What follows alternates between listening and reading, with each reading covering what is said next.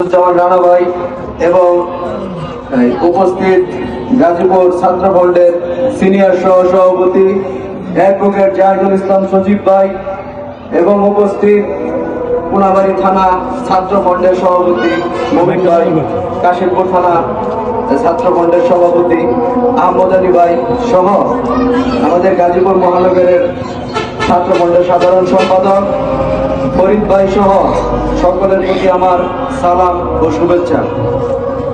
আজকের এই উপাচরণে যে আমাদের আলোচনা সভার মূল বিষয়, আসলে জাকের পার্টি সম্পর্কে মানুষে অনেক সময় অনেক কথা বলে।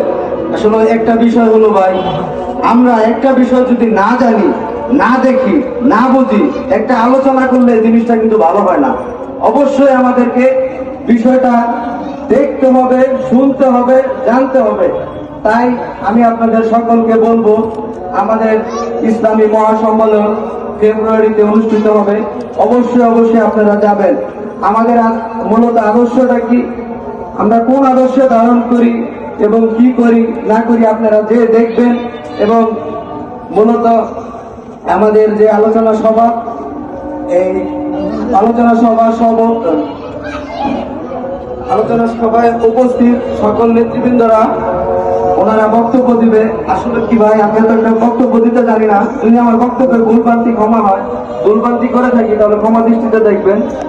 আমি আর বক্তব্য বেশি না বাড়িয়ে আমার মহানগরের নেতৃবৃন্দর প্রতি কৃতজ্ঞতা জানিয়ে আমি আমার বক্তব্য শেষ করছি।